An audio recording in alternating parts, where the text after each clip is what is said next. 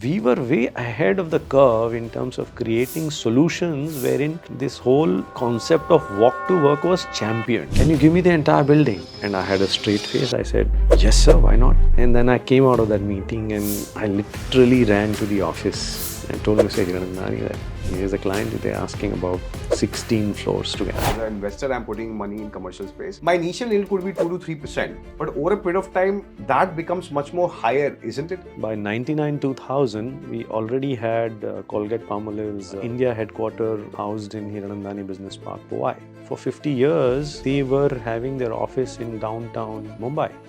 To make them shift in 99 2000, when still JVLR was not what it is today. What's the break-even window that you guys, when you make your business plan, you look at? When you compare the yields between the residential leasing versus the commercial leasing, there's almost 100% gap. Commercial would not give you 3 to 4% today. Good commercial should be in the vicinity of around 7.5 to 8%. 5 crore in a commercial space, which is no brand, nothing of a conversation is here. But Powai location है 5 crore रुपए commercial के लिए, residential के लिए. Where should I invest it?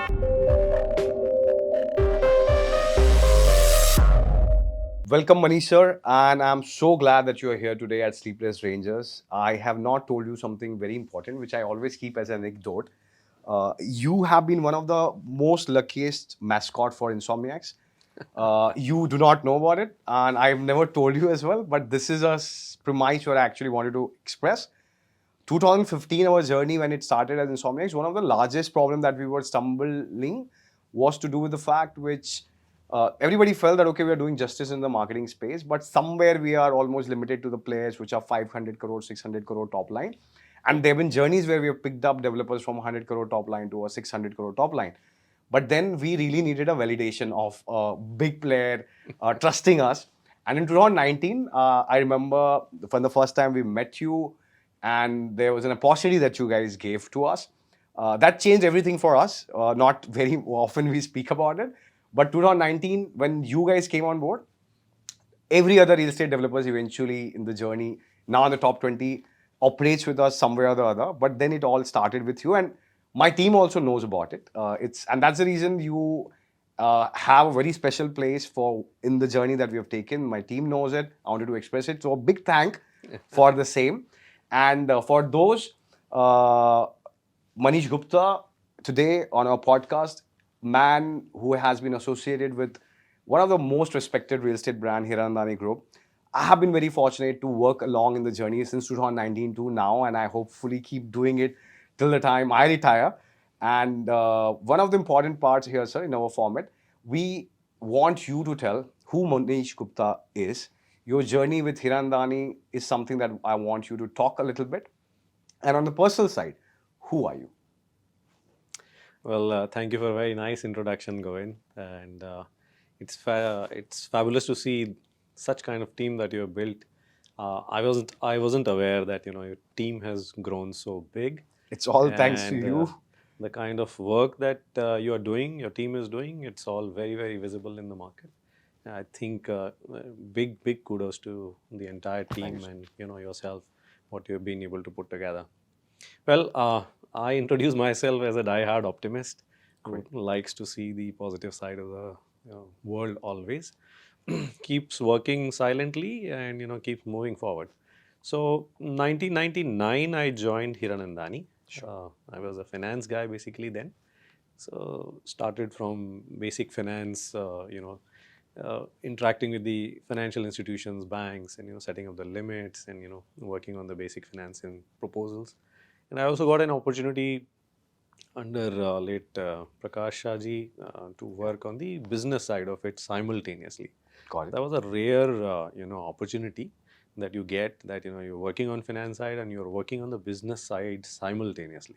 Absolutely. So that sort of gave the initial impetus on the business side of it. So on the residential sales, I was involved along with my finance work. Then commercial also came in. Then accidentally advertising and marketing also came in. And that's how I've met people like you, people like we met Jaideep Gandhi and team, and everyone whom we have met in this journey, uh, I'm glad to say that they have they have also grown along with the Hiranandani group itself, and it's a mutual contribution.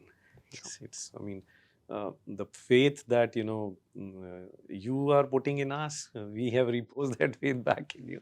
It's a mutual thing that Absolutely. has happened. So that is where we are. So I mean, I think, yeah, 25 years or so, working in different verticals in the company, and now I'm taking care of the commercial real estate part of it, Yeah. which is what we are trying to grow in the current environment. Absolutely. And my idea today for our podcast episode as a theme as well is commercial real estate, as we discussed.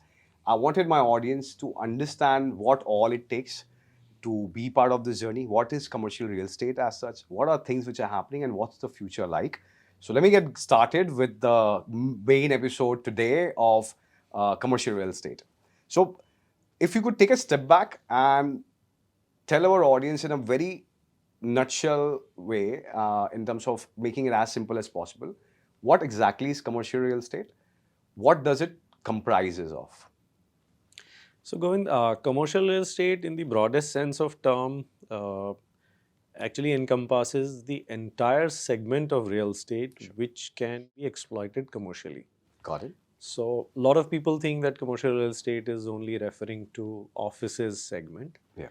That's not the case. Commercial real estate would mean multifamily, would mean offices, would mean retail, would mean hospitality, would mean hospitals per se, would mean warehousing, industrial. So, I mean, any piece of real estate which can be commercially exploited Sure. is largely, bracketed in, commercial real estate. Got it. The segment that I am working on as of now on the commercial real estate piece is the office segment, which we are focusing on. Yeah. Not to forget the data centers. True Data that. centers also could be part. largely termed as commercial real estate. Got So it. that is how the definition part of it is. Got it. Now, one of the important part that a lot of people will get to learn about as well is Hirandani in commercial spaces. Whenever we look at Hirandani, it's the residential, the homes that comes into the mind. And one of the important part that I learned from you as well, that how heavily and aggressively that you guys are getting into this space as well. So I have a series of questions regarding it. But let me take a step back and tell you that when I go online, I see a lot of people complaining कि इतने buildings बन रहे हैं, इतने offices बन रहे हैं, इतने घर बन रहे हैं, कौन रहेगा? So how do you look at it? Like, why are you building, this commercial office spaces? Do you think there's demand for it? If there's demand for it, if you could just lay out a few set of numbers in terms of how big the market is, what you guys are moving towards, and how the next 10, 15 years look like for this vertical of yours. Yeah. So it's a great question. Govind, what's happening is India is now chasing a dream of becoming actually the number one economy in the world. Whether it happens in 2047, whether it will happen in 2060. in 2060, it's a that is still a work which is there. Now, what happens is when we are trying to work holistically on this effort, there's a rapid urbanization which is happening. If you look at world stats say that by 2050, 2/3 of the world population is going to reside in cities. Sure. We are the most populous country on In the the world. planet of Yeah.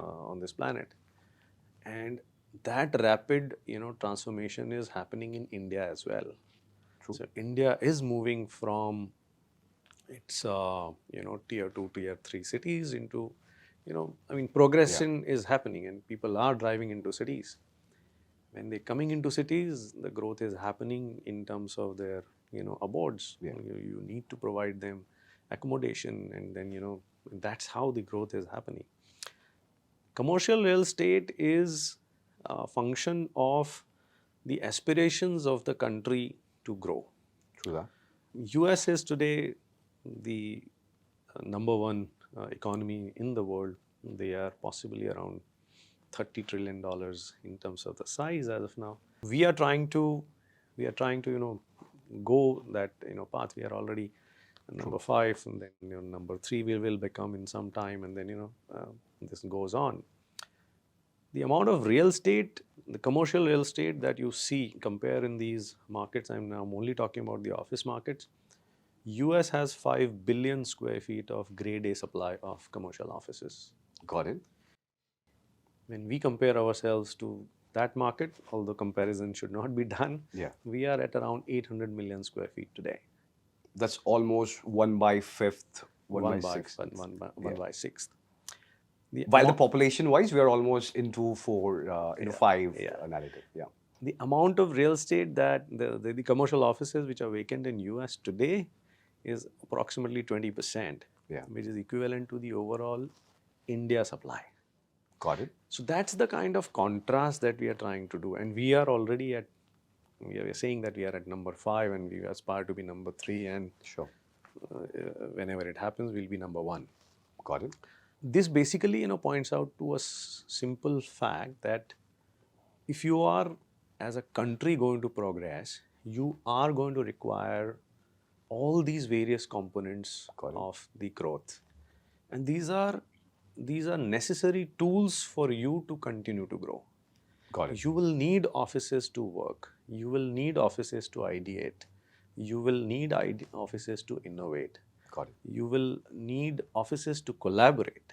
And you'll have to come to the offices to, get into the new idea, the new, thing that you're going to do.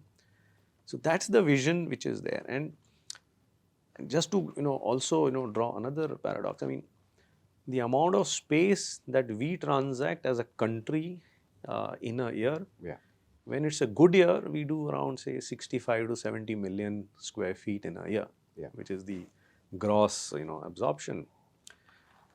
Half of that amount is transacted in US in one single quarter.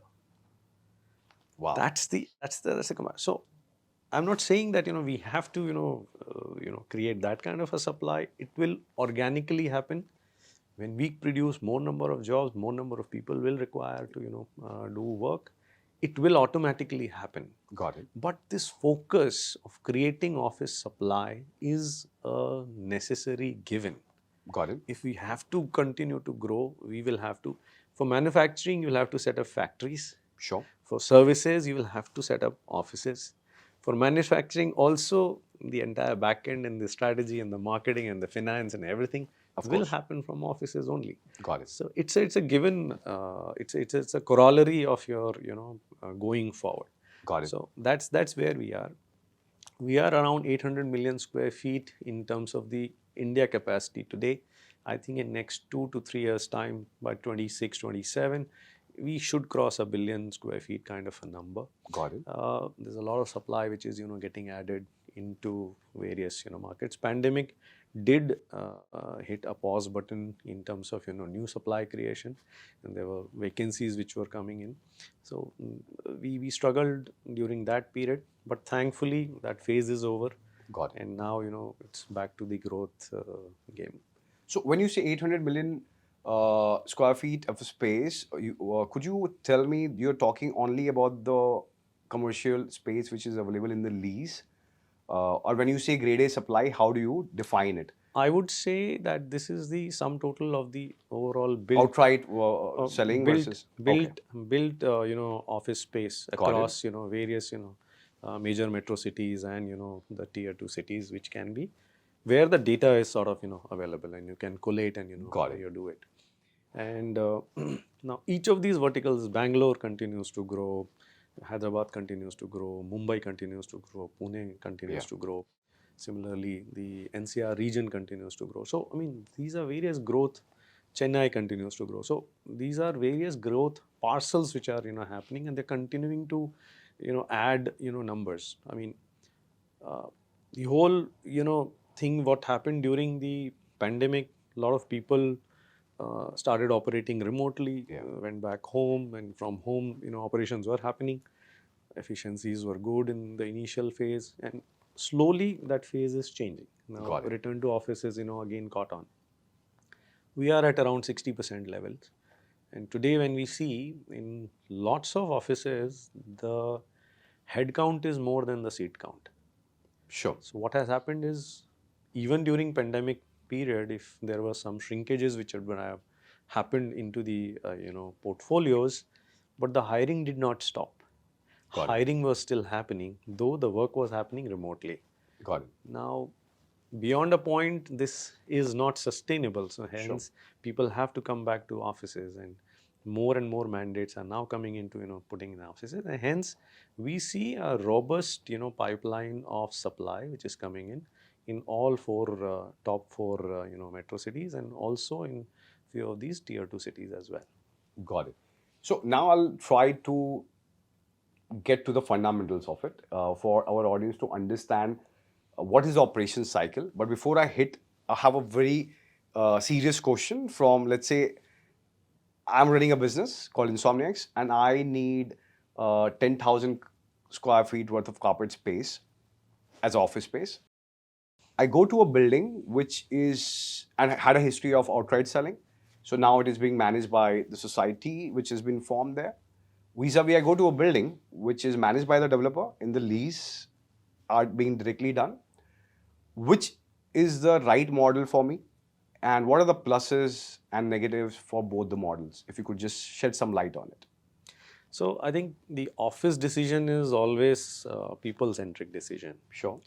One thing which is very important is that you need to take care of the larger audience from which different people pockets they are traveling Coming to the in, office. So that's one Sure. major issue which people face, and most of these decisions are on the surface of it, at least they are pretty democratic. Yeah. In the sense that people really go and take that effort to understand the number of pin codes that they have in Yeah. their offices, and who is coming from where, and how much is the distance, and which is the least Yeah. so they try to optimize that particular Avoiding as solution. many frictions possible. Yeah. That's one. Coming to your question of whether the building should have ownership assets also versus, I mean, the sold assets versus the leased assets. Yeah. I don't think there is any clear winner over there. If the building upkeep, the quality of asset, and the overall location of that product is suitable, you could still consider that building as well. Let's say this building that we already are in, right, is developed by an ex-developer who has done outright selling. I have to deal here with a landlord, right? Fortunately, my landlord happens to be one of the largest VC of India as well. But then that aside, if in front of it, I have a Hiranandani commercial space coming in, right? Now, please tell me, should I continue dealing with my landlord, or should I shift to Hiranandani, a new commercial tower, and directly deal with you guys and take a lease with you? You have to weigh the pros and cons of both of it. Obviously, a biased answer as I would give is, Yeah. obviously I would want you to consider our product as well. Actually, running offices and running offices for a long time is also a matter of the kind of relationships that you have had with your landlords, the kind of service that you have been able to get out Yeah. of your landlords, the way the building has functioned. Yeah. That's important. If the building has not functioned very well for you, if you have had incidents which were not to your liking or not pleasant, those are the issues which typically those are customer experience based. Yeah. So those are the ones which sort of create that question mark whether okay, now is the time whether we should do it or no. The other ones are the financial ones. Yeah. Okay, you have run your operations into one office for say 2 cycles, 3 cycles. So your furniture fit out is say fully written off in terms of depreciation Yeah. and all. And now you are trying to give a new look and new feel to the office, to your talent. You employ all the young people and all that. They need to get into new office which looks Sure. this thing. Those are the considerations you will do while you are considering a new asset, whether it's a True. Hiranandani asset or whether any other asset. That's where you would look at. Newer buildings are far more ESG compliant. The Sure. newer buildings have more newer amenities, as it would happen. The older stock would have its own limitation. You can refurbish, you can redo a lot of things. Newer stock will come with the newer set of thinking as well. So Sure.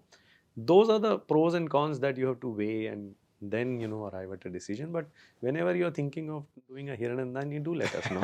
Of course, I will.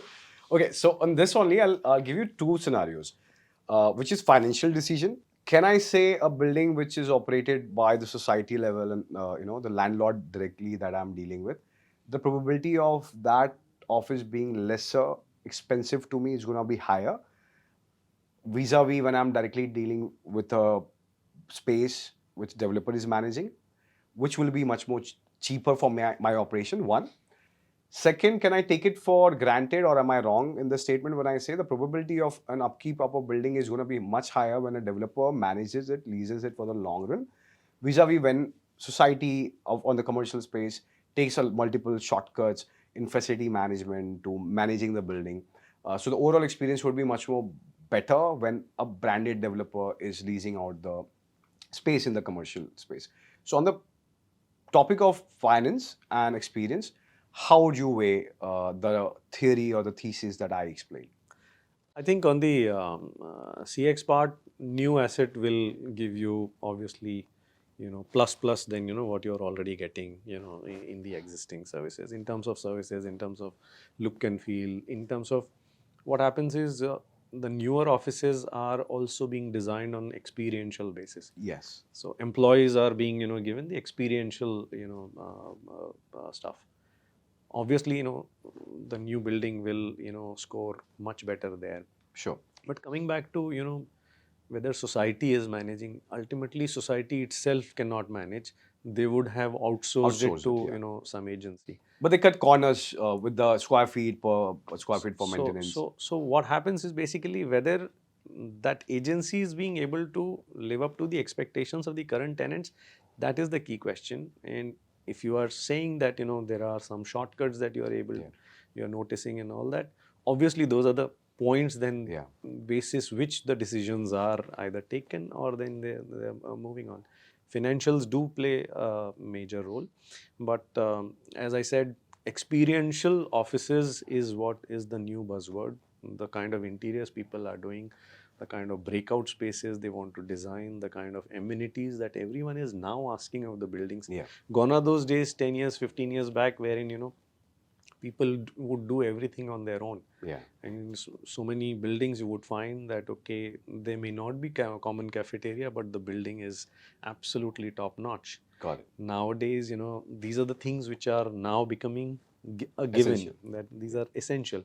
Even though the corporates may have their own cafeteria, pantries and everything, but as a common amenity, as a common facility, this is also required.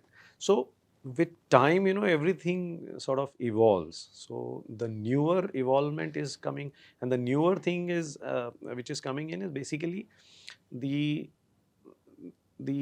buildings which are coming in are employing the technologies which are far more energy efficient. Sure. So from energy efficient perspective, from ESG perspective, obviously the newer assets will be much better. There's no doubt about it.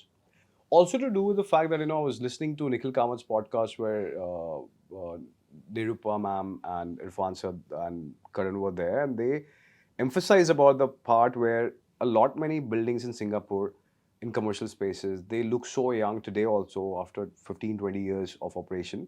It is somewhere, I believe, it's to do with the fact that, okay, it's largely possible when it is managed by the developer themselves. Societies in material, the journeys that we have personally seen, wherever it has been handed over, even if it is one of the larger companies handling it, the fight on the square feet rate, monthly payouts, they're always there. Because of that, the space management never looks that great. So that's the reason that the question I wanted the audiences to also understand. Before going to the cycle, I wanted to ask, when an MNC approaches the commercial office, the same question when an MNC looks at it, is it a clear value chain for them if the location is same, buildings are side by side, for them to choose the building which is managed, leased with the developer with recreational spaces is going to get much more leverage over price? Like, for me, I could be price sensitive, but for MNCs, will that be a more bigger priority, even if the other space is coming at a lower price? How does that operate? What are the value chains of your discussion with MNCs when they are on a lookout for a space? How does that go? What are the requirements that they come out with? So as far as MNCs are concerned, when they are looking at evaluating the new office setup, obviously ecosystem plays a very large part. Yeah. So obviously they are going to be looking at buildings which are able to provide them very fine or very refined services True. in terms of facility management, in terms of the upkeep of the whole building, what's the quality of asset that has been built, what are the inputs that have been used in terms of making that building, Sure. and where it is coming from, who are the people who are backing it. Okay. So developer profile and all that. So obviously their criteria are far, far more nuanced. Got it. And it's not only the financial criteria. Yeah. They are far more, detailed in their analysis of technical due diligence. They are far more nuanced on the legal due diligence part of it. And Got it. so those are various aspects that they would see. More nowadays, people are trying to get into a part of a larger ecosystem. That's why when we started the concept of walk to work, Yeah. walk to work was introduced by us as a term way back in 99 2000. By 99 2000, we already had Colgate-Palmolive's India headquarter housed in Hiranandani Business Park, Powai. Yeah. And what a fundamental shift that our company was able to get. For 50 years, they were having their office in downtown Mumbai. Yeah. To make them shift in 99 2000, when still JVLR was not what it is today. Yeah. I mean, connectivity still had its own challenges. North-south travel was still an issue, but they took that call basis their employee feedback, because Yeah. most of the employees were residing in the mid towns, basically. Sure. In and around 10 to 15 kilometers of vicinity where Powai is, and that's how I think that call got taken. But that was 98. 98 is when they shifted. I joined in 99.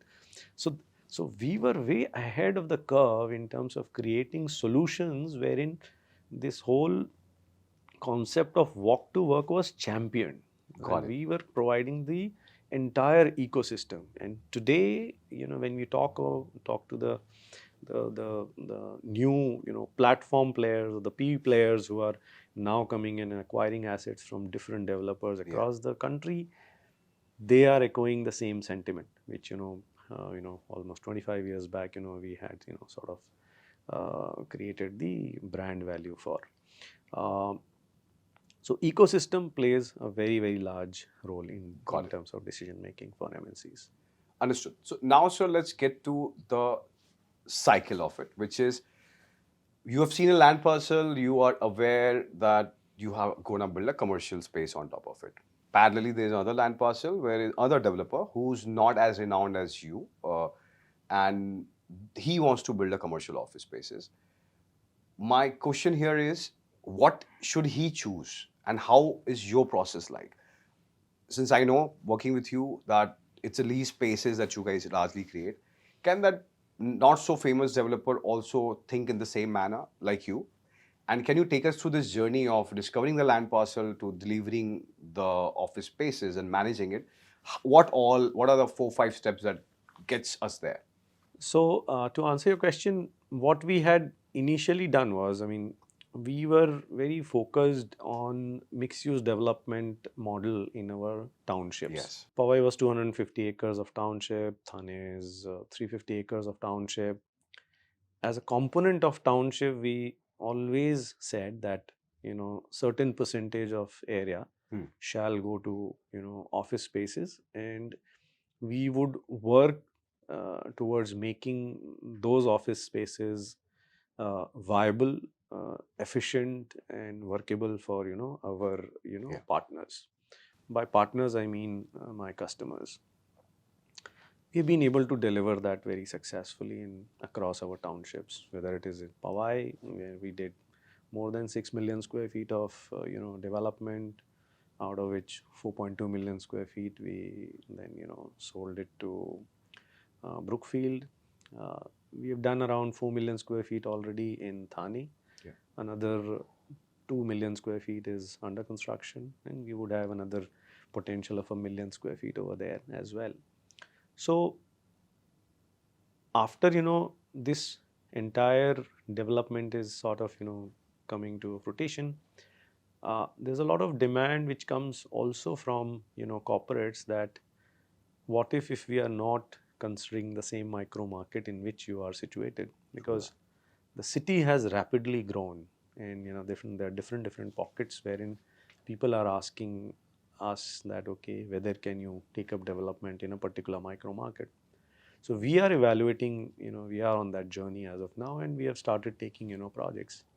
Coming to your question, what would how a developer should analyze and do it, uh, depends on the kind of size of parcel that you are looking at. Okay. What is the strategy that you have in terms of putting the capital outlay? So there are two ways of doing it. There is a way of whether you want to go out and acquire the land at the current prices, that means buying the land at current prices and then doing the development, then the economics is completely different. If you're talking about holding the asset in your books and running it as a leasing asset, then the ability to continue to hold that thing is very important, because your capability to withstand the pressures of the market, because in leasing, leasing can only happen, or leasing will become only operational after asset has received all the permissions, occupation certificate, and it is fully ready in terms of its operational readiness.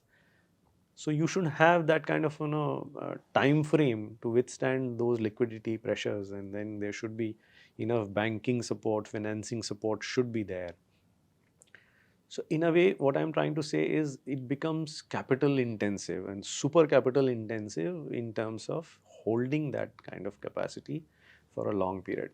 And that is why you see when people are taking large calls on making a speculative build, you have to really give that credit to those developers who have that kind of view.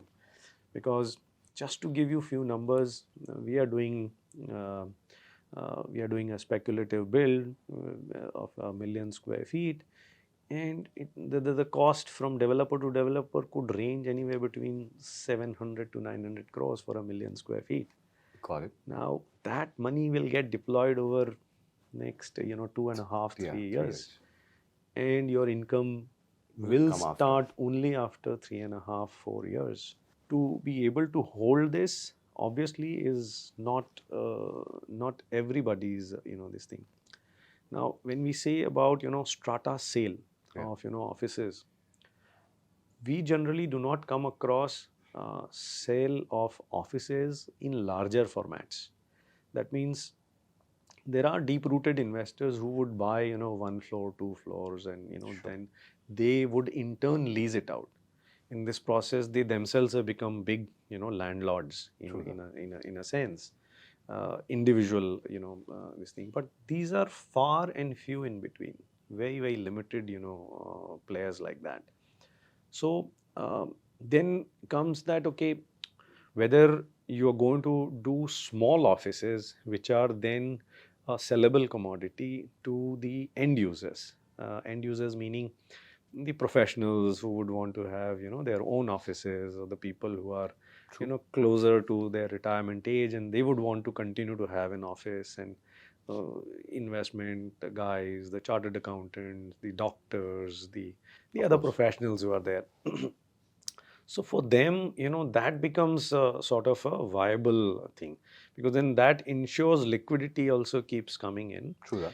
Though, again, when you're selling the office spaces also, it's everything is RERA linked. So, you have your, you can only you have to follow all the RERA norms as far as that is concerned. So liquidity, but keeps coming in. So the comparison of holding it for lease is completely different versus creating it for sale. Got it. Smaller offices do get traction, and also depends on the amount of stock that you're putting at any given point of time. If you think that you want to create 1,000 units of something and put it in one building, True. obviously that will take a lot of time for Of people course. to adjust and do it. And also what happens is in small offices sale, then the kind of design that you are able to do, Yeah. that becomes a little challenge sometimes, Got it. because the number of walls that you have to do or the columns that you have to do, then that Very, very becomes heavy, making yeah. little compromise. So And the I selling would part, say, leasing and selling part to the end user, how does that happen? so there would be corporates who would want to own their own offices. Got So it. at times you get those build to suit kind of requirements. So like we got one requirement way back in 2014 in Thane, where our existing client in Powai, they said we want to have 170 odd thousand square feet of office in Thane. So we actually we did a sale transaction with That's them. TCS. No, that was Biocrop Sciences. Okay. So they had done that, but that's like the whole thing then is bought by them. That's Got an it. end user asking for it. Similarly, when in 1998, when Colgate had moved, they had bought that premises point. from us. These buy requirements from corporates are also limited. They are not very the True that. market is more towards the leasing, Leasing. part of it, because not everybody wants to deploy capital and keep the asset on the books. They would rather work Lease on it the out. OPEX model rather than on the CapEx model. So that's the difference. Got your point.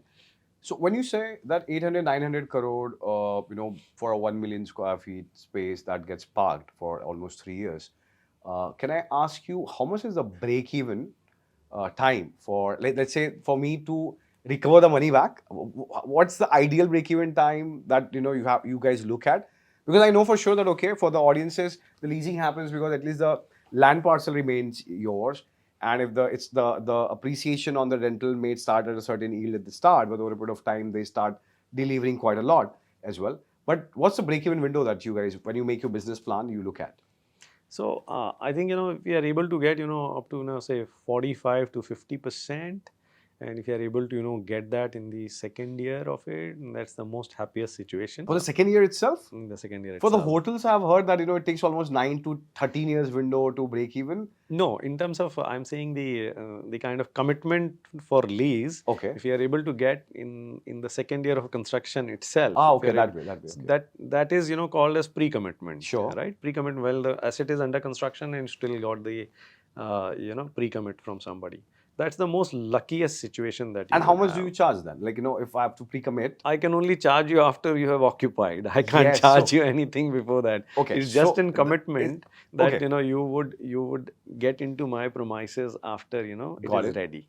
That's the way it works. So you do an agreement, which is a binding agreement. There is a deposit which is shared, which is done. Commercial terms are frozen. You get an advantage because you're coming on the brand wagon a little early. So you get that early bird discount and this thing. So that happens, and the developer also gets the assurance that okay, there is There's a viability. There is a viability. There's a POC which is there, which is that this is viable. How much discount, generally coming in the second year itself? 20, 30% or more than that? No, I don't think 20, 30%. But yes, what happens is generally the developers who are doing it as a practice. Yeah. That means they are not one-off building developers. They always keep their numbers in a very, very tight range. Sure. So the level of discussion in a range is not crossing that. 5-10% then. 5-7% is what generally is there. And on the cash flow level, I wanted to understand, when you make your business plan or for, let's say, any project that you're doing next, on the cash flow level, when do you recover the money invested with the interest and everything added? How much is that time span? This is a patience game. So what happens is basically the moment you have built the asset, and whatever is the implied number that you are able to achieve on the date when the asset is ready and is about to get operational, you do a cap rate calculation. So I mean, what you do is basically run an NOI, Yes. the net operating income, and then you divide by the cap rate, and that's how you get the capital value. So what happens is, whatever was the construction value that you put, the land value and everything, this gets transformed, and you get a value added product at the end of the cycle. Yeah. And it has that much amount of value. Now that should be backed by the leasing contracts, Yeah. the leave and license contracts. And True. generally what we are seeing is, by the time asset is ready, at least 45 to 50% is already done. In some cases where you get the pre-commit, the entire building could be also done. So like the way we had done for TCS in Thane, our first building was fully pre-committed, so which was around 1.8 million square feet on Okay. day one. So what happens is, the implied value is already created. Are you looking to exit at that point in time, or are you willing to run that cycle? That is the key question. Okay. So we did Exit this. के लिए I will need someone like Blackstone or somebody else to come in and take over the Exactly. inventory. And you should be willing to do it also. Okay. Yes. Because what happens is, the players who are absolutely convinced and who are playing for the longer cycle, like in Powai, when we created this portfolio, in 2000, between 2003 2005, the rentals were around sub 30 rupees per square foot per Yeah. month. And at that point in time, my residential rates were also in early 3000s only. Now residential we kept on selling, but commercial we kept on holding the asset until came 2016 17, until such time we had the rental income, which sort of took care of all our cash flow issues and other things. And we got one large takeout in terms of the transaction with Brookfield at that point in time. So then that took care of our liquidity needs of that time. But then I had that compounding effect. Got it. So Yeah, of course. my 30 rupees rental which was there, that sort of multiplied 4 times during Yeah. this period. True. So by the time when you exited, so by the time we were doing the building, you completed the building, created one valuation, and when you continue to hold it over a period of time, your asset was fully occupied, and then you went for the exit. True that. That valuation is completely different. So this is what is generally done by most of these players. And this is where I wanted to break a myth for my audiences. I made a reel on people comparing yields in residential versus commercial.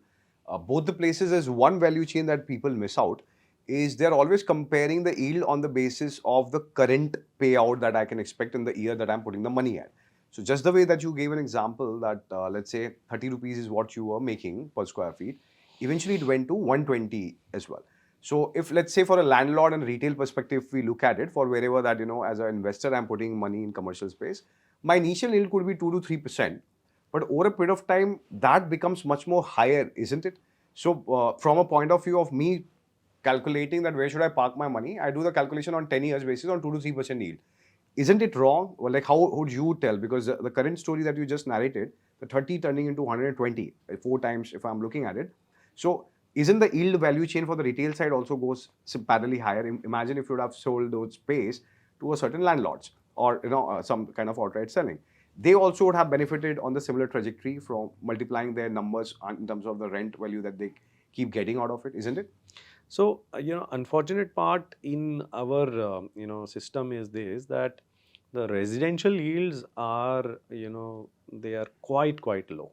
Sure. Because residential renting of the apartments is not as much in vogue as it should be. Sure. Okay. So when you compare the yields between the residential leasing versus the commercial leasing, there's almost a 100% gap. Yes, today. But commercial with over a period of time, suppose a property which is giving me 3% today or 4% today, 10 years online it will from the initial cost value that I'm putting, the yield calculation will change, right? So commercial would not give you 3 to 4% today. Commercial should be a good 5%. commercial should be in the vicinity of around 7.5 to 8%. Got it. That's the number with which the investment fraternity looks at investing into commercial assets. Got And it. when you're looking in terms of doing the investment into the residential part of it, residential part is more on the capital appreciation. Of course, yes. And the rental returns on residential assets are much lower, Yeah. because I think in our psyche, renting, I mean, putting it on rent is not really seen as something which is very favorably. And Got your point. both ways actually. People Understood. would rather try to own the assets. That's why we keep hearing these from the various associations and everything, that rental housing should be promoted, because the yields there are very, very low. Got it. So this is next question is a personal query that I had. A lot of startups that I keep engaging in, and one of the things that we have found is the commercial real estate leasing done by all the IPCs. It's done at a larger scale. They control most of the market. It is too with the fact that okay, most of the MNCs who are entering in India, they give their mandates to them because they're global companies. If there's a startup founder who wants to cater to the same kind of value chain, compete with the likes of JLL or Cushman or Knight Frank, uh, how can he actually make it happen? If I have to ask this, of course, I don't have the networking effect of what the global conglomerates are able to bring. I don't have the understanding of which MNC is looking out for what kind of space in India. But have you seen companies from India who have done really well into the leasing space and competing with the top 4, 5 IPCs which are there in the market in the leasing? Have you witnessed these kind of case studies ever, or this startup founder who is looking for inspiration? Can you inspire him by sharing any of the stories where you've literally seen a certain value chain which is not being driven by the big guys? Is there any space for the smaller guys to be into the leasing business? No, definitely, I think there is a space for individual people also who are able to drive large transactions. We see these examples over and over again.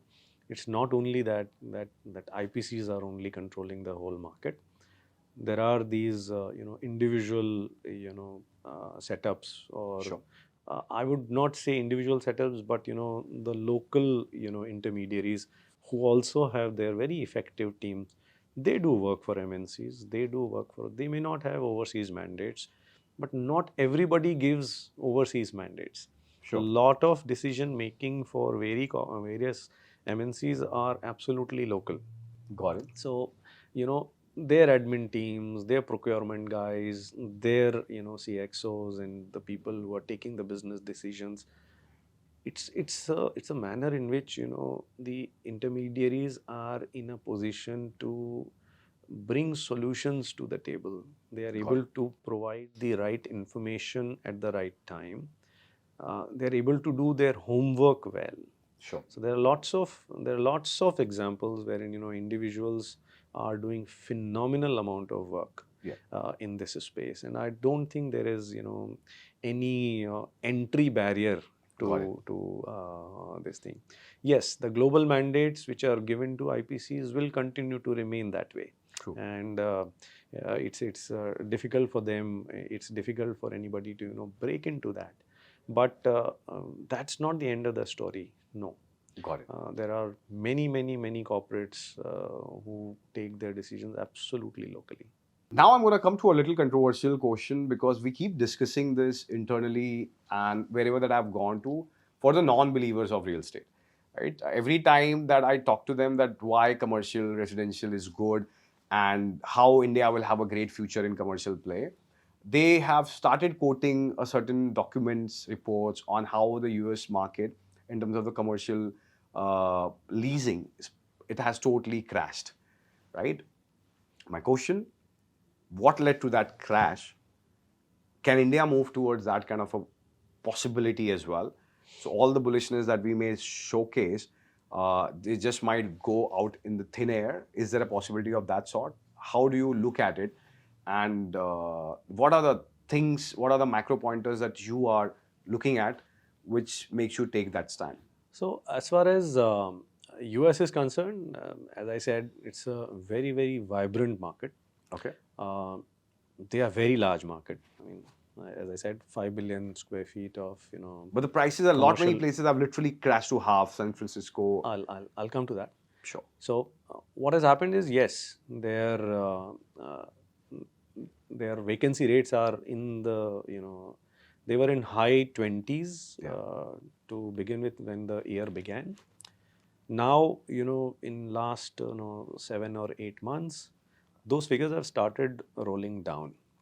So as we look at the recent data, they are almost around 20% now. They were around 25-26% of vacancy levels. Sure. Now 25-26% of vacancy levels, you see, I mean, we're talking about 1 billion square feet of office space lying vacant, in US.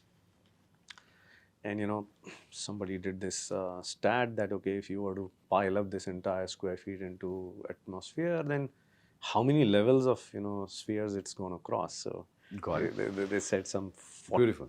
I mean that was a one statistic, and you'll find that on Visual Capitalist. They did that. Okay, that tower will be of 48,000 stories or something like that. Okay. So that's the kind of stuff. But why I say that they are very, very vibrant market is for simple reason that they are able to repurpose their real estate very, very quickly. Okay. So what happens is, suppose an X model is not working, or the building has become old, or they're not able to now lease it. The new people are not finding it attractive enough. They are able to repurpose it. When I'm saying repurpose it, I mean you are able to convert the commercial into a residential use case.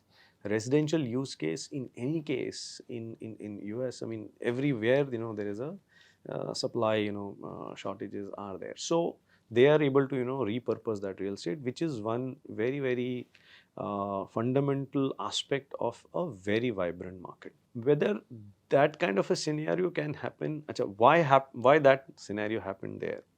Obviously, it was led by a cataclysmic event, which was pandemic. Yeah. And they went little overboard in a sense that they allowed people to work from home for a very, very long time. The mandates that now the big firms are giving, in my opinion, should have happened almost a year back. Got it. So this process of firstly you created the entire setup remote, so you spent money in creating that infra. Then now you started looking at the efficiency part of it. Initially it was working very well. Yeah. Everybody was very happy, and they said, no, why do we need real estate? Why we need to go back to the office at all? And then they realized that, okay, by the time you are supposed to be in a board meeting, people are jogging, they are in supermarkets, they are swimming, they are doing everything else, and the laptop is on. So everybody started getting those mixed bag. I mean, there are still very, very efficient stories, but there are absolutely misuse of it, and there are absolutely, so it's just a mixed bag. And now you are not really focusing on the efficiency part. You're focusing on very large, tangible, inefficient part. Got it. So it's a curve. I mean, it had its a top, and now it is plateauing down. So that's why return to office is becoming more and more louder and clear mandate there as well. You will see in 2025, I think they should come somewhere in early 40s to mid 50s, in terms of office occupancies, because all the big firms are now pushing it very clearly that if you want to be considered for promotion, you better report for so many days. Right now, these rota system is working, so at least 2 days a week or 3 days a week. A lot of hybrid is in. But over a period of time, it will go. What has happened is also this, that the new joinees who have come on board, how are they going to get trained into the corporate culture if they are going to forever remain remote? That's one of the key challenges which the big corporates are still facing. Of course. And this will have impact in the longer term. Got it. Because when you meet people, you develop your skills. True. It's not only that you're not collaborating, you gain a lot of experience in terms of in the kind of exchanges that you have, the interaction that you have. You pick up those small nuances, and Without that's doubt. how it works. Can it happen in India? Indian real estate also went through its own share of Turmoil. turmoil. Fortunately for us, we are back in high 60s already. Got it. I mean, this entire RTO wave, return to office wave, in a way is led by India. So we are in high 60s. I think in next 2 quarters, I will not be surprised if we are back to almost say 75% plus. Some of the work has permanently gone remote. Sure. Initially also, I mean, and historically also, there were cases wherein the senior management could actually work from anywhere. True that. And that it was prevalent in so many IT companies. It was prevalent in various corporates as well. They could have multiple offices. They could work from anywhere because they were able to sort of connect and continue to work. And their work profile was such that it was not necessary for them to be coming to office every day. But there is some repetitive task. There is some amount of task which is sort of gone remote, and I think it has gone for long term. Sure. But that is not more than 15%. Got it.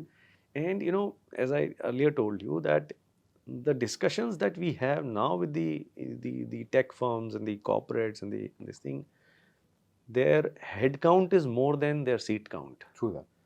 Now, right now you have given choice to people to work from home. Now, going forward, suppose those employees say that, okay, now I'm unable to work from home. What are the options that the corporates have?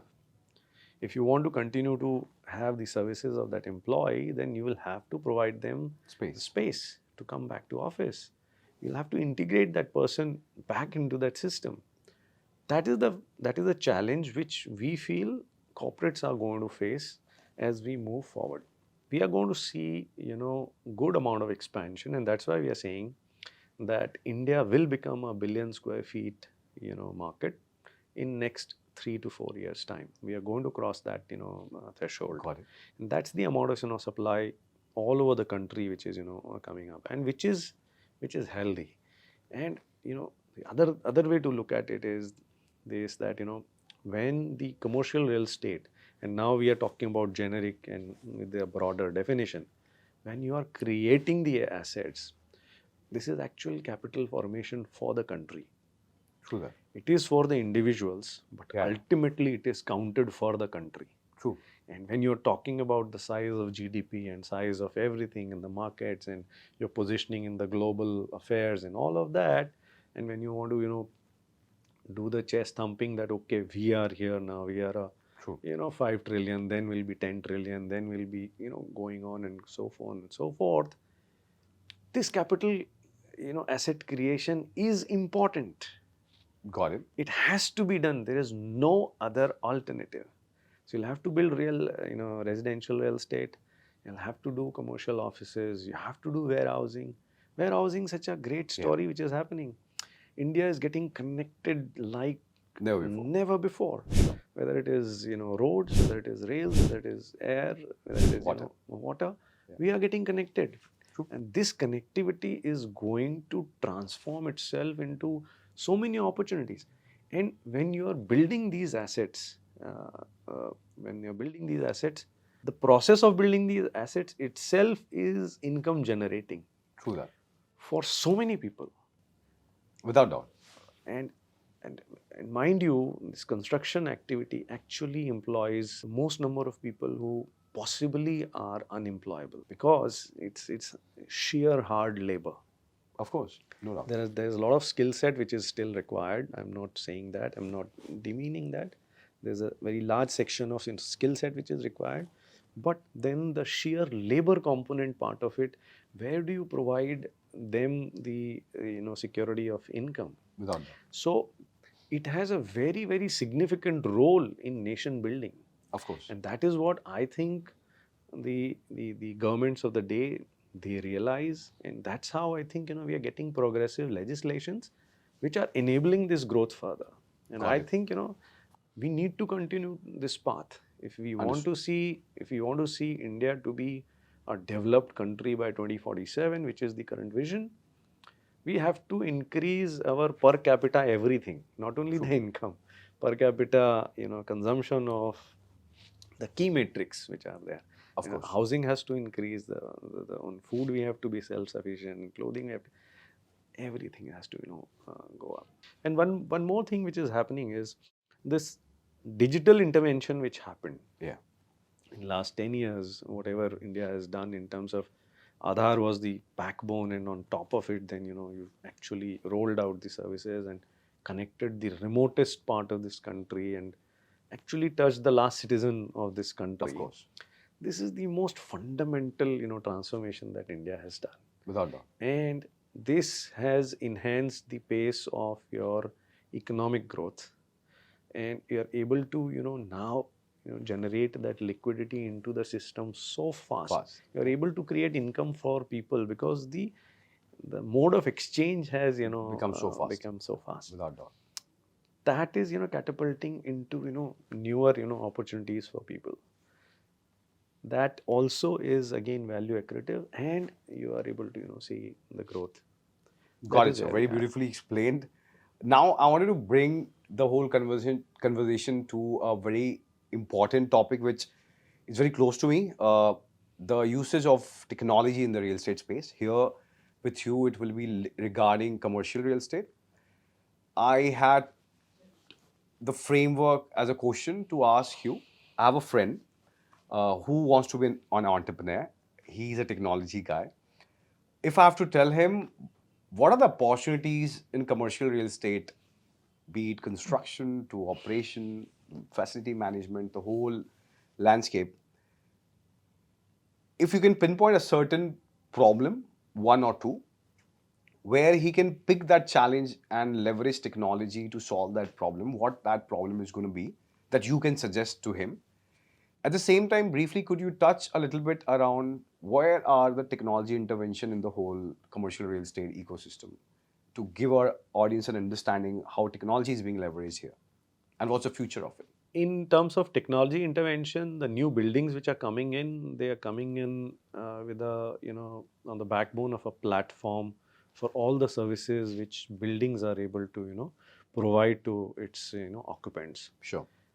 Whether it is visitor management system, whether it is parking system, whether it is the functioning of the water pumps, whether it is the water level in the tanks, whether it is the air quality, whether it is the maintenance schedules which are concerned, whether these are activities which are happening into the building. There are a lot of collaborative spaces people are able to create. All of it is bundled into an app kind of an environment, and you're able to sort of give them. We are taking this a little a step ahead as well. Okay. We have recently taken a rating which is called as the Wired score rating for Centaurus. This is possibly the first building to have that kind of a rating. Okay. Which basically is certification of the digital infra that you have done for that asset, and they are testing you for the resiliency of that infrastructure. And this includes what all things? So this includes how the fiber is laid, Okay. how segregated it is, how number of service providers, they are able to route their services from one point to the building, Got from it. building into the customer premises, how they are able to monitor in real time sense that okay, the operative performance is how much. Lots of criteria that they have done. We have adopted that one rating. That was one thing that we did that.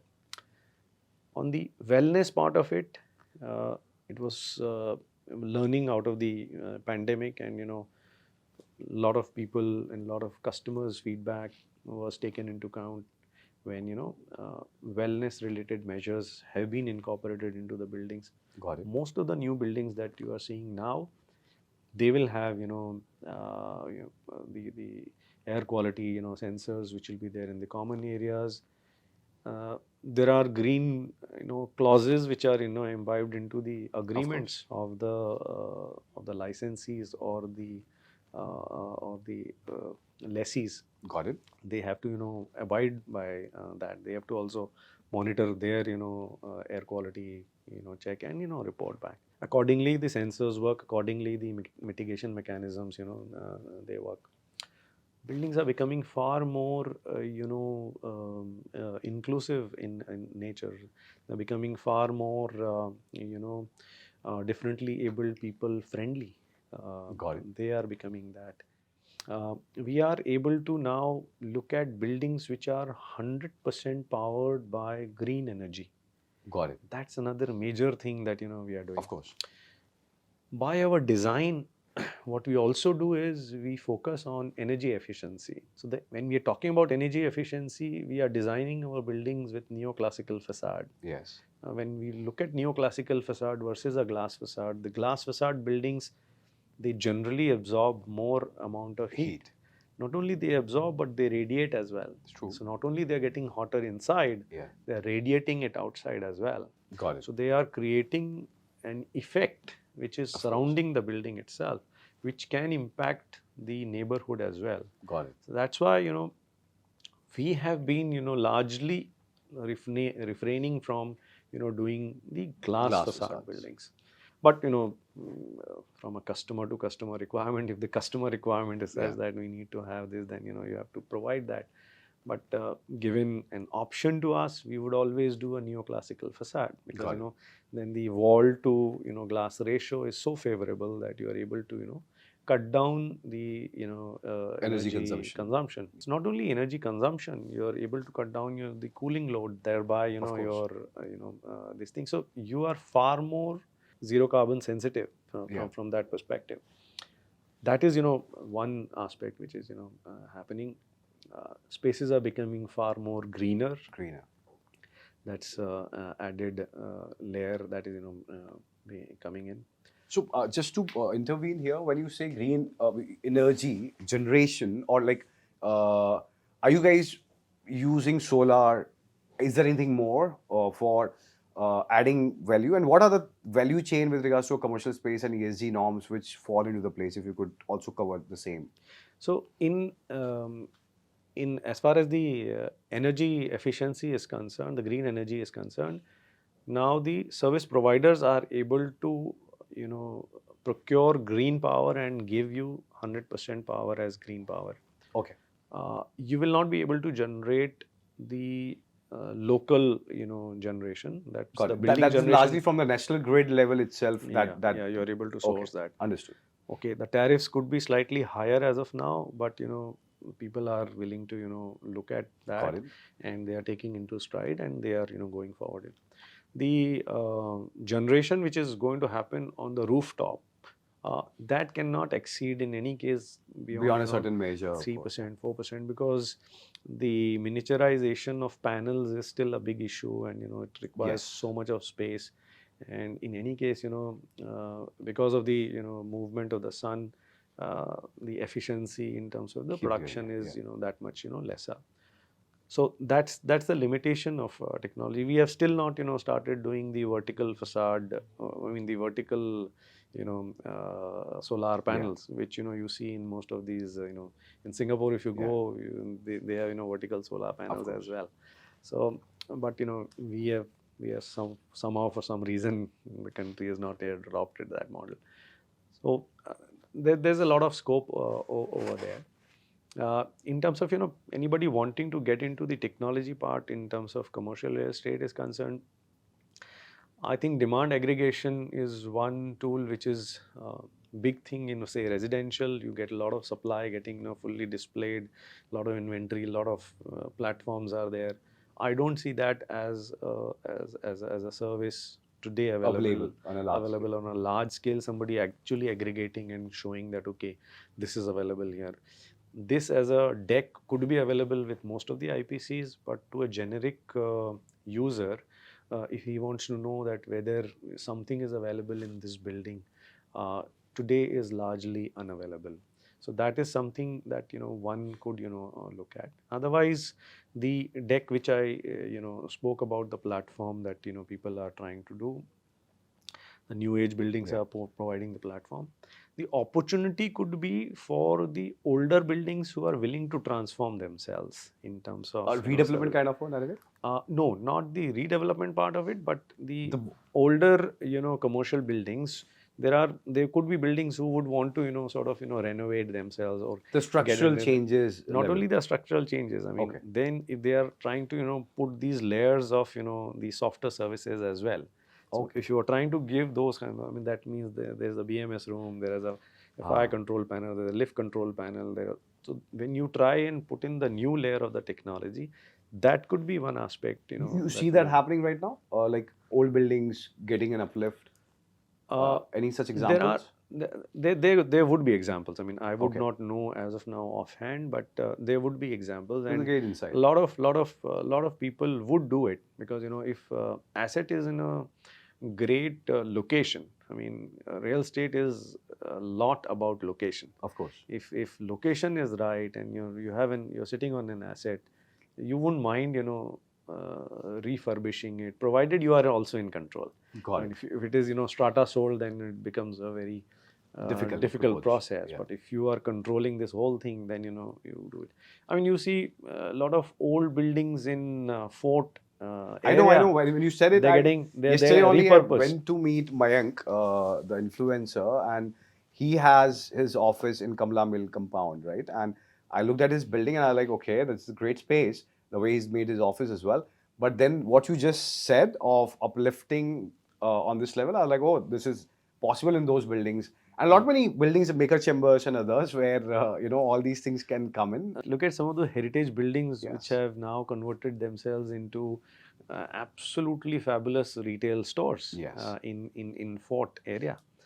So I mean, I'm saying that. I mean, Of course. that's the way to sort of Oh, go that's a about great it. insight. You hold the heritage and yet give it a facelift and yet get some beautiful outlets Value over chain. there, Yeah. and a real nice high street in downtown there is developing slowly, silently, but it is coming.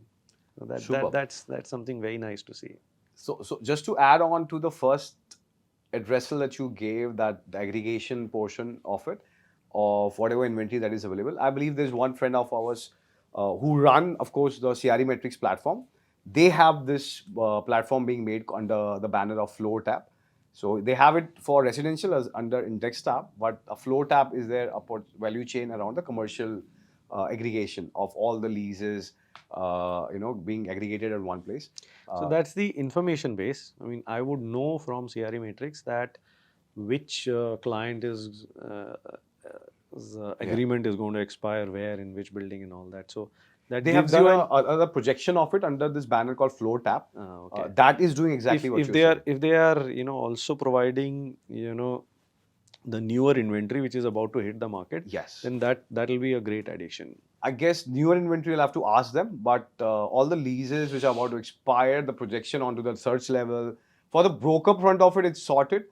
From the demand side, of course, I believe they would sort it, of course. But with the journey that they've started, I'm believing that they will go there. But I've seen the user interface and all. I believe it is somewhere catering to what you are looking at. CRE Metrics as a B2B business is a very different model. FlowTab is a more odd retail kind of a platform that they are trying to build, which will be benefiting the people who are giving their spaces for lease, as well as the brokers, as well as the people who are the end users. So now I want to bring you to the signature format of ours, where I'll ask you a few questions, which I always ask all my guests.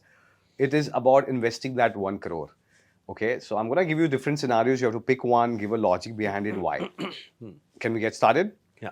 Okay, so imagine there is a customer that we know who wants to invest his 1 crore into residential market somewhere in, let's take Powai, okay, and either 1 crore in the commercial or residential, whichever way that you would suggest him to be. Powai mein 1 crore mein kuch nahi milega, I understand. So let's make that money for now 5 crore. So 5 crore in a commercial space, which is no brand, nothing of a conversation is here. But Powai location hai, 5 crore rupees commercial ke liye, residential ke liye. Where should I invest it? Keeping in mind, मुझे ROI चाहिए. This customer wants ROI out of it. What would you suggest? See, if the objective is that you need a stable income, Yeah. then obviously you have to pick up the office asset, Okay. because that those yields are definitely much higher than the residential asset. If you are looking at an capital appreciation, this thing, then obviously residential becomes the natural. But what if I'm choice. looking at both? Like ROI wise, I have to like look at it from a point of view that my money should grow. So how should I go? Or let's take Panvel also as an example. Powai and Panvel, how the dynamics will change or will they not? So, in case of Powai, the multiplier effect that you would have seen right from the days when we had started off, which was around say 400 rupees or 500 rupees per square foot. Yeah. When we began that story, and today, it could be anything between 45 to 55,000 to 60,000 rupees Yes. per square foot. So that's the kind of value transformation which has happened in as far as the residential is concerned. Got it. So our philosophy of development was always that we would undertake development in places where we saw that there could be a potential of future development, and we could create an ecosystem around it. Got it. So ecosystem was the buzz that we wanted to always create as far as our townships were concerned.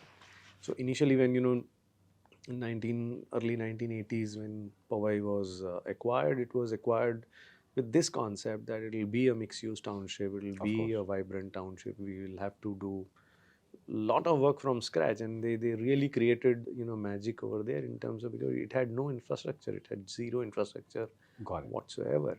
So your road had to be done, the civic management had to be done, the electricity had to be brought in, the water had to be done. We had to create that STP, we had to do school, we had to do hospital, we had to do supermarket, we had to do shopping. True. And simultaneously providing residential, and also create surpluses for ourselves.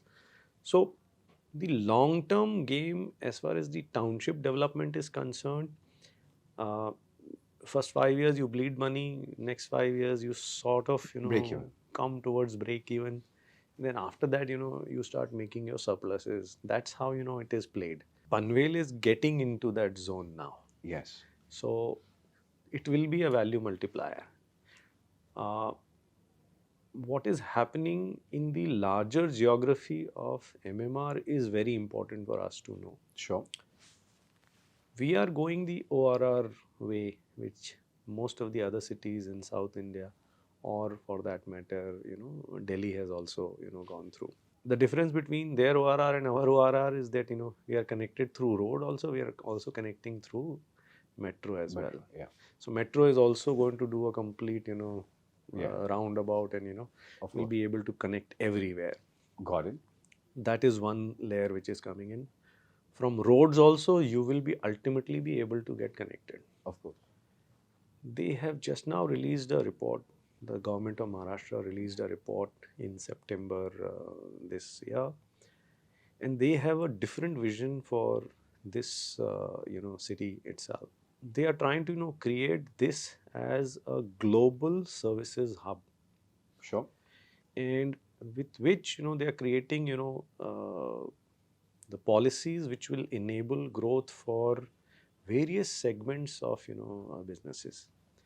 There will be a great fintech environment that we are going to provide. There will be great AI enabling environment that we'll create. There will be great data center environment that we'll create. There will be great GCC and ITS kind of businesses that we are going to create. A lot of impetus also on manufacturing which will be given. Sure. A lot of housing that they are going to provide. There are a lot of tourism and amenities and open spaces and other things they are being targeted. Their vision is that the Mumbai's contribution to GDP itself should be in terms of $1.5 trillion or something. Got it. So because what is happening is Mumbai population today is around 28 million people. Yeah. So we are a very largely populated area. Ample amount of job opportunities Mumbai creates. And Mumbai has a different, I mean, so the planners have a different vision for this larger geography. And they are encompassing, they're increasing the, the periphery with which, this will all get integrated. It's going now all the way up to Alibag. Alibag is also getting, Sure. incorporated in this.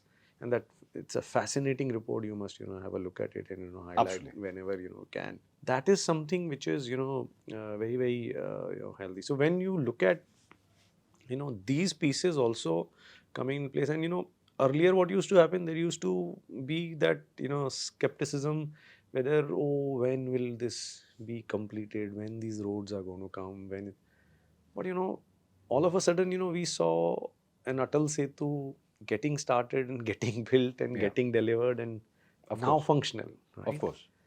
It was a massive feat. Of course. I mean, some 22 kilometers in Above sea water. you have built, and you have done, and you have done it and you finished in time. True that.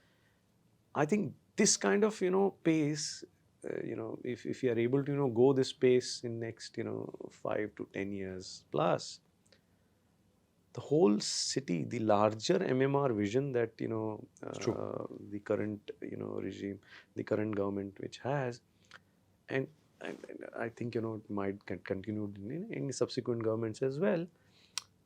This whole region is going to transform, Of course.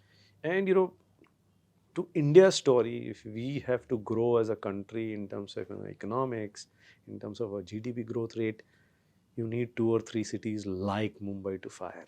Of course. No doubt about it. So, I mean, if you are able to, over-invest in Bangalore, you are able to over-invest in Hyderabad, or over-invest in NCR, you see this country's GDP transforming itself from where to where. And it's not that to say that, in hinterland growth is not required. It is required, and it is happening. True. People are going there, finding their, respective this thing.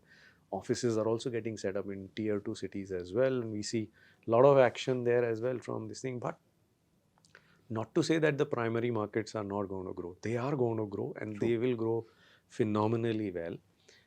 The secondary markets also will, catch up the action. And that is what is, healthy as far as the growth is concerned. Got it. So from, coming back to your question of, where should I invest for this thing? Yeah. Obviously, if you are looking at the capital multiplier, Yeah. then obviously residential is where you will have to, focus Okay. your attention to, and then you will have to find out the growth corridors wherein that The multiplier number effect could be can high. multiply. Yeah. So if you're looking at a greater Mumbai, this thing, Panvel could be a great option. Okay. That area, because the new airport is coming, the connectivity is improving, you are getting the, I mean, it's touching, all those points which are very, very, efficient, makes a great location to, look at. And there are multiple projects of large sizes by developers which are coming in. Got it. So they call it as Next Mumbai, and, Yeah. this Mumbai thing. So 3.0. Mumbai 3.0 and all. Yes. So that is, happening, and really large infrastructure, Without doubt. coming up. Their critical infrastructure of data center, which is, also coming up. So, I mean, Yotta's story Of course. actually, took off from, Panvel, Panvel. from our side.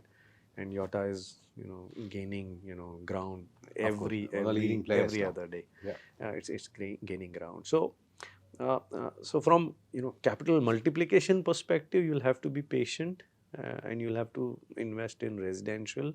True. And identify the growth, the Understood. growth corridor, and put money there. If you're looking at a stable income with some amount of capital appreciation as well, 7.5 to 8% kind of yield, definitely possible into office markets. Got it. You'll have to put that investment in, and take it forward. Got it. That's how it should be done. Understood, sir. So next is branded versus non-branded discussion. Panvel is a market where I have an outright selling commercial proposition. One is being put by a branded player, another one is being put by a non-branded player. One branded player is giving me 100 square feet lesser vis-a-vis on a 1 crore investment again, and the non-branded is giving me 100 square feet extra. Which one should I actually go for? Provided in branded player, I know there will be certain set of people coming in, the building upkeep would be better in the long run. but in the short run, I'm getting the benefit on the money or I'm getting the benefit on the carpet area. How should I make my decision? So, since you said Panvel, I think commercial as an opportunity over there as of now is little ahead of the curve. I Sure. mean, it'll catch up in Of times to course. come, but as of now, I think it's slightly Let's shift ahead. it to Navi Mumbai, let's say, anywhere beyond Kharghar, just after Kharghar. So I'm saying I think let's make it locality agnostic. Sure. The question is whether you should go for the branded versus the non-branded this thing. I think it's a matter of you are trying to put your hard-earned money, and obviously you will take all the care while investing. Obviously, branded players bring in the legacy with them, and they've been able to perform and deliver. So, obviously, that would become a natural choice today, Sure. a no-brainer kind of a choice. But what Got it. also happens is that we have to also look at the enabling legislation, which has come very very handy in terms of RERA.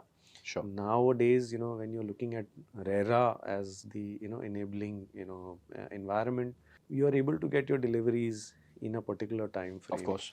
People are held accountable to the actions that they have been promised. So, from that perspective, risk to the end User. customer is reduced. Of course. And that is why you are seeing the more number of transactions happening. True. Every quarter on quarter you see that okay, this record is broken, this record is broken, and Without doubt. sales are so I think this is function of the enabling environment is what I would say. So then the question would come, what is more important for you, whether your budget is important, your utility is security is important, what is important. So then basis that you will take your decision. Got your That's point. that's the way. So, with that, sir, let me come out with the last question that I had planned. And this is something that I wanted my audiences to know as well, because, you had shared some anecdotes around this story.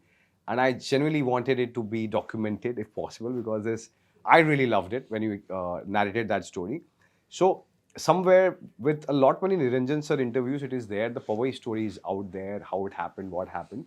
But there is amazing amount of narrative that I learned about the Thane market, of how that land parcel where Hiranandani Thane estate is there. That was not an area anybody would have really thought that okay, it will be such a vibrant ecosystem that we see today. In late 90s, having that visibility itself showcases that what as a leadership Hirandani as a group has done. They have done it time and again, be it Powai, Thane, and Panvel. But what I wanted you to speak about is, I asked a few developers that कि Thane कैसा था. They said कि यार वो road पे कोई जाता नहीं था. इतना like nobody would even go there. And these are some developers who are very old in that premises, right? And they have narrated that story that somebody has to give the credit to Hirandani Group to look above and beyond. When nobody looked at it, they looked at it in a different manner. So my question largely is, could you tell us a little bit of the journey of how the Thane land parcel happened? What did you really do to give people the confidence that this is going to be a visibility in the future? People are going to shift to Godbandar Road. There will be a vibrant world out there. And you got to come live with us and we will make things happen here. How did that journey really happen for Thane specifically? Actually, you're always product of your past. Sure. And your past is very, very important. And whatever you have done really well, True. and you try to learn upon, that. True. So when Powai was acquired in early 1980s, it was middle of nowhere, and there was very poor infrastructure, and they created a master plan, and master plan at that point in time, they couldn't afford a big master planner from abroad or this thing, and sat down both the brothers, and they created the sectors, the layout, and and everything has its own learning. True. So that master planning did not arrive on day one.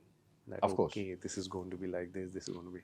There were lots of experiments, and there were lots of this thing. So there were areas wherein the low FSI utilization was there, and then they wanted to be quickly off the ground, and they would want to, put the deliveries on upfront and do that. So you started with 7-story development, and then you graduated to 14, 15, and then, course. the heights came in and all that happened. Accordingly, you created, the road widths, the kind of, pedestrian friendly promenades, Sure. the roundabouts, the gardens, the greenery, the STPs, and everything. That particular learning got, taken into, everything was very well documented. Of course. Both the brothers, when they were working on their first large layout, everything was getting pieced together and getting into their domain expertise point by point. Got it. Very, very robust systems were laid, and they still follow some of those, guidelines. Okay, Got this it. is how it is to be done. And as they grow now, in some projects together, in some projects not together also, individual teams, they Yeah. keep, Sticking to those referring to guidelines. those manuals. So when we came to, Thane, we were coming to Thane with our Experience. experience of Powai, what we Yes. have done in Powai. And Powai was already, a 8 or 9 years old project at that point in time, when in 94, 95, I think the first acquisitions happened. I joined them in 99, so I'm not much aware of how the land was acquired Of and, course. other things. But one could, as you enter the, Hiranandani estate today, you could see the learnings of Powai right from the doorstep itself. Got it. The roads there Yeah. are much, much wider. I mean, the central avenue that you have, True. they have, pedestrian, friendly walkways on either side. There's an alley for the car parkings, and then you have median of trees. The central avenue is more than, I think, 1.5 kilometer, possibly 2 kilometers long from one stretch to the other. And tree cover on, the entire central median, and the median itself is, I think, 3 meters or 5 meters. I could be wrong on my, statistics. Got it. Now, this kind of layout would not happen if you are starting for the first time in Thane. Got it. You're not thinking in that way. True. Because there were learnings from Powai, and Powai was so much successful model, they said, okay, whatever we are trying to do in Thane will be better than Powai. So the maxim that we follow in our organization is this, that okay, this building is there, we made it. Okay, next building has to be better than this, and then the next is going to be better than this. So this is how, the Hiranandani journey has been, progressing. So when, trying to convince people that the ecosystem that we have delivered in Powai will be replicated in Thane, people could see and relate. Otherwise, thinking it and believing it for the first time is always very difficult. Of course. So when they saw in Powai, the school was established in 1991, they saw that school will come, so they believed that school will come. Yeah. They saw beautiful markets in Powai, they are there, they will be there. That also, came in. They saw offices are there in Powai, they will be there, they came there. They saw beautiful gardens that we made. Of course. We just multiplied the greenery in Hiranandani estate like no other. So what I'm saying is, there was something to, see as a proof of concept, and then, implement it in Thane and actually, multiply it. Got it. Okay, initially we were just not being able to, meet our cash flows. Okay. Because this is what happens in this thing, because you're putting so much of money into infrastructure, and you are wanting to, do the delivery faster. You want vibrancy into the township faster. The township models only succeed if you are able to build in vibrancy quickly. Sure. And vibrancies can only come if you are able to shift the end users into the apartment quickly. Got you. And that is why you do, lower FSI utilization in the initial phases. You cannot focus on FSI in the initial phases. Got your point. You can only, go gradually up. And that's why they say, This is a great insight. Okay. that's why they say that, township games are a 25-year or 30-year game. True that. You cannot develop a township in, 5 years and, be out of it.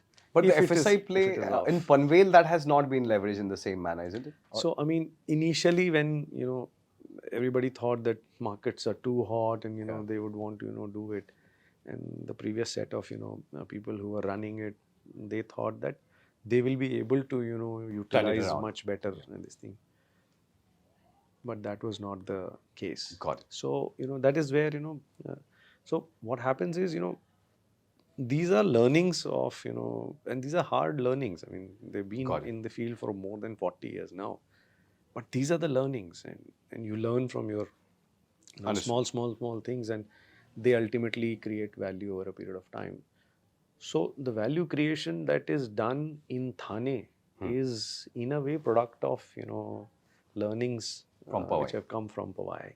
Got it. So they are sort of, they fed into, each other.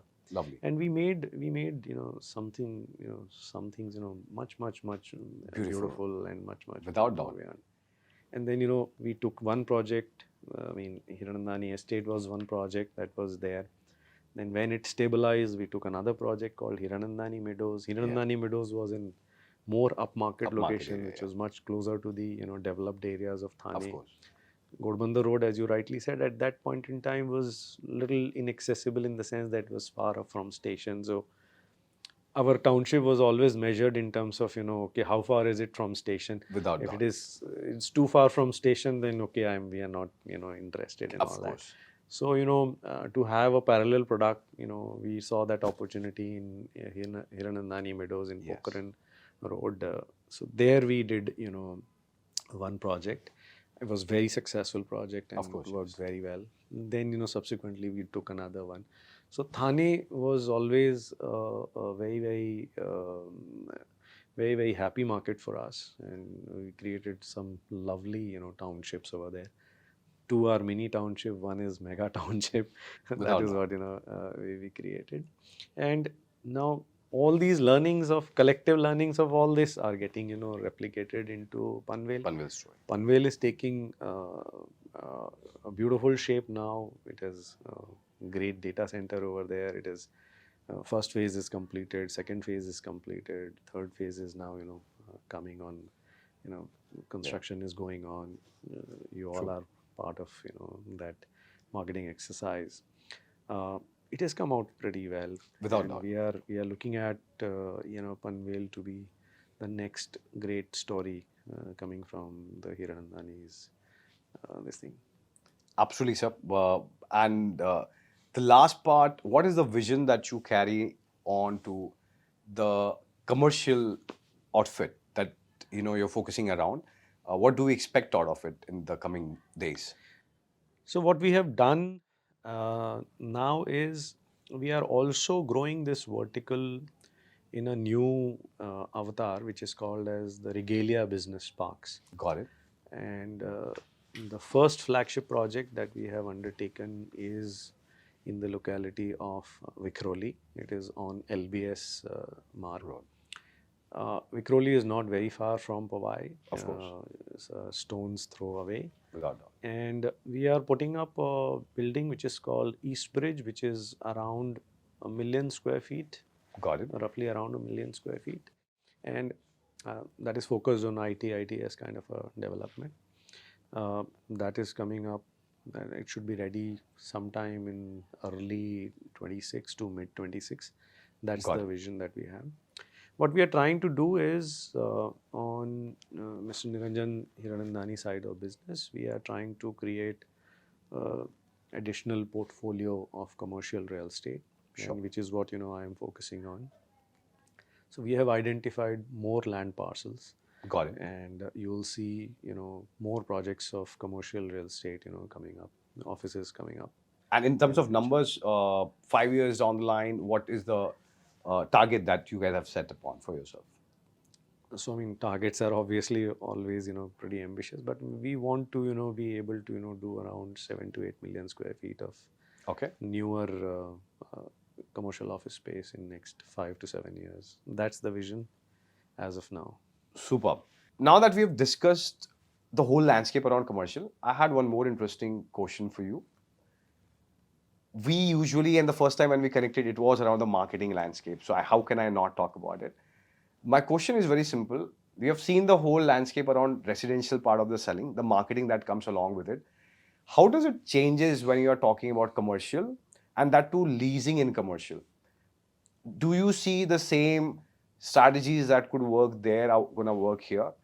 As a marketing enthusiast, any audience who's watching it, could you share some anecdotes of what changes between residential and commercial marketing landscape?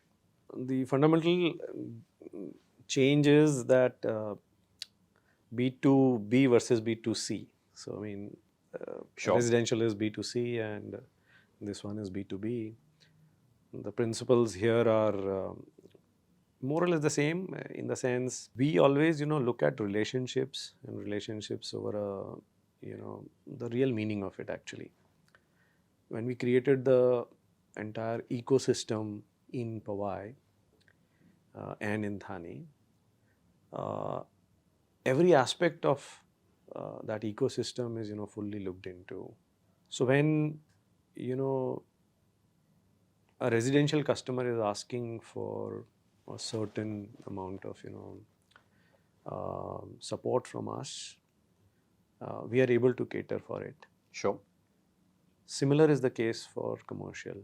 We are able to cater to the support that they are expecting of us, and we are proud to say that we are far more responsive than what would be expected of a great services company. Sure. We are about product, but we are more about our service. Got it. And that is where that distinguishes us from possibly our Of course. fellow competition. As far as the product is concerned and the marketing is concerned, we rely obviously from the feedback from the fraternity, which is the IPC fraternity, and the local broking units which are there in commercial. But we do also get a lot of direct business. Of course. I think the largest amount of build to suit transactions we would have done in the city of Mumbai, in this region, around 14 to 15 million square feet of work that we would have done so far, which is almost say 10 to 11% of the overall market share in terms of Mumbai itself. Mumbai is somewhere around 140 to 150 million square feet of grade A commercial supply. So from size perspective, I think that way we have done a large amount of delivery. We have also done very diverse set of requirements. So we are able to do hotels to hospitals to data centers to offices to retail to schools. Of course. Obviously residential and normal offices as well. So, and obviously warehousing I'm forgetting. So we are able to cater to a very large and diverse segment that we are very, very proud of. On the marketing bit, as I said, we like to reach out to customers also, and some of the major wins that I have had in my career, they have been on a cold call as well. Wow. And one of the very, very famous I think one of the data center companies with whom we worked was actually on a phone call which actually did not come for business but for participation into a badminton tournament. Wow. So what happens is I always tell my sales guys that the importance of picking up those calls which you generally Just might not sometime ignore. You pick up the call. Yes, I know that picking up every call is difficult. True. But I'll just relate this incident to you that I got a call and the gentleman on the other line asked me that, hey, I know that you play badminton in the morning.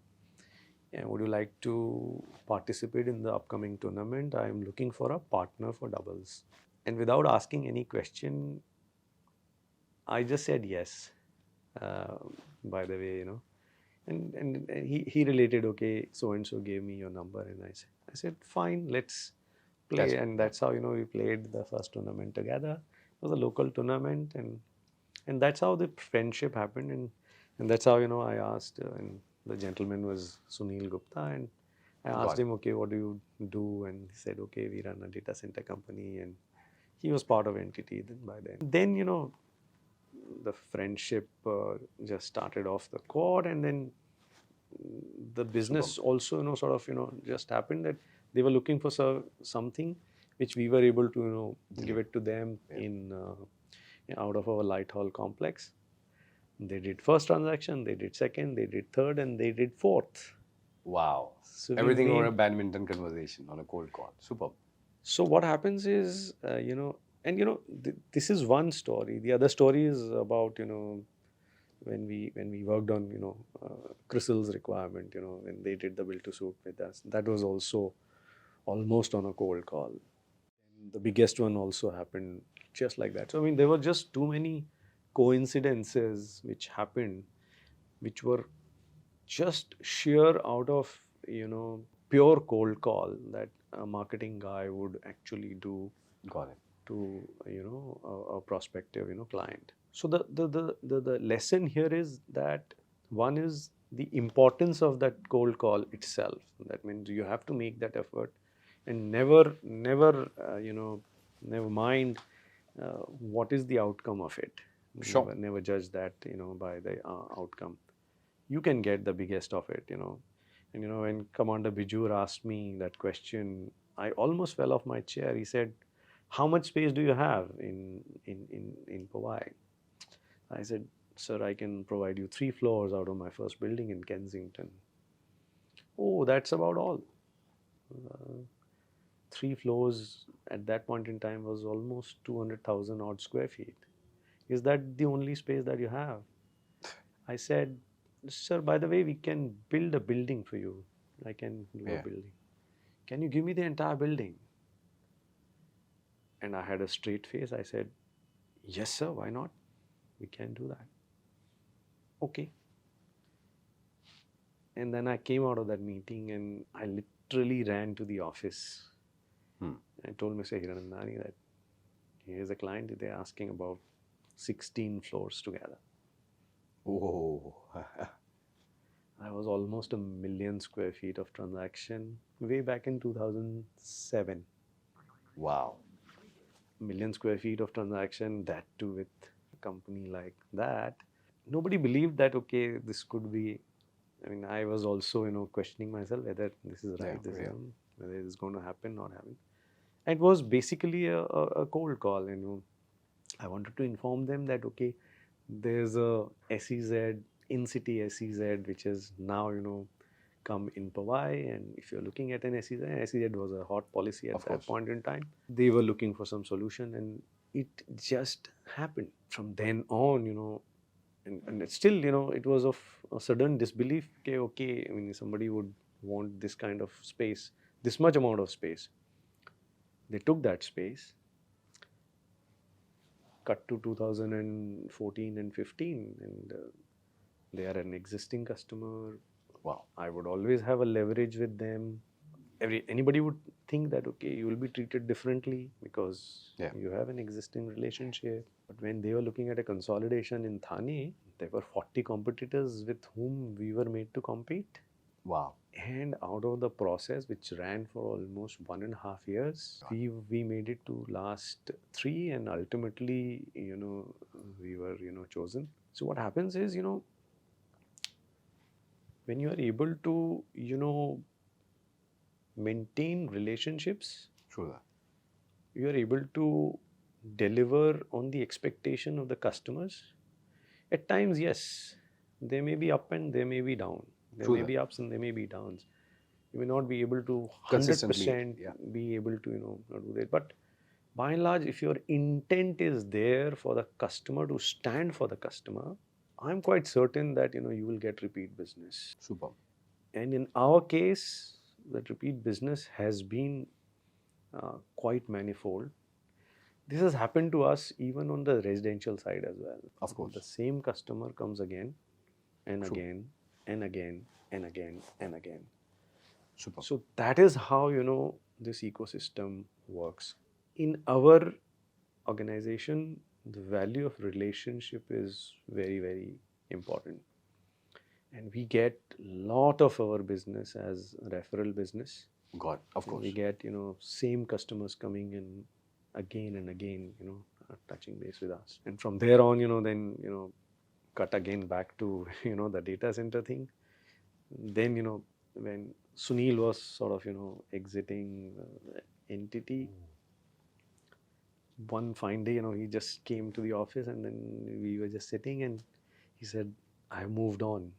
I said, you moved on from entity? Yeah. Why? I want to set up data center business myself. I said, wow, that's great. He said, would you guys want to consider it? Now that's a big question. Got it. You're trying to, somebody's asking you, would you like to set up a data center business as a group? I said, let's analyze. Let me understand what you do. We were, doing it. And, things just, fell in place. I mean, we had something which was ready. Okay. In Panvel, there was a building which was ready. It had to be repurposed for a data center use because it was made for an IT use at that point in time. But we did that entire hard work. What a data center he has created over there. What a team that he has created over there. And this comes under what name? It comes under Yota. This is Yota itself. This is Yota that's itself. the Yota story there. Okay. But what a data center. It's a tier 4. I've seen the videos, yeah. Uptime certified data center that has the latest chips from NVIDIA. And look at the amount of growth that they are doing. Fantastic data center that we have set up. Beautiful. And so now these are all continued. I mean, this need to be seen. I mean, whether this is marketing, this is non-marketing, this is relationship, this is not relationship. If it is luck, a lot of things to do with. Yeah. I am a firm believer of this thing that so many trillions of combinations in the universe would have fallen in place for something to work. But it does work. Without doubt. It does work. That's important. And so I think the key thing here is basically, if you are positive, if you are focused on the view of your customers, you're able to relate to it and do it, there are more than bright chances that you will be surprised with additional and more business and repeat business. That's the game that we are in. That's the work that we are in. Without doubt, sir. That's what we do. So beautiful stories, beautiful learnings, I believe, out of the podcast that I had. And I'm pretty sure my audiences who watches it, they will see a side that they have not been witnessing so far. And my idea of getting you here was that largely, that there are so many heroes which are working so hard. There are so many narratives which they carry. And those narratives are not out yet because they have not been coming to cameras more often. I'm so thankful that you graced us with your presence and so much of amazing knowledge sharing that you did, sir. I hope that we did justice to the questions that we could ask to extract the best in this last 2.5 hours conversation that we did. And I hope the audiences loves it. That's pretty much from my end. And thanks a lot for coming. Govind, thank you so much for inviting me and having this wonderful conversation. I think the entire series that you are running, and I have followed a couple of series, and that's why I was very much impressed by the way you are putting this together. I'm sure each episode of yours in this series has been very, very meaningful to the larger audience. And That's I'm important. sure if I've been able to do any justice to your, I'm pretty this sure the platform. audience is gonna love, and I'm so happy that I could get you. To be very honest, and Thank you so in the much. long run, I'm pretty sure this one is gonna carry the best amount of views as well. So that's an insight that I carry. Let's see where do we land. But to all the people, all the audiences watching, feel free to ask any questions in the comment section whenever that you watch, and I will personally make sure that we get the answer from him, and we'll reply back onto the comments as well. Thanks a lot from my end. That's me, Govind Rai, signing off at Sleepless Rangers. We'll see you to the next episode. Thank you.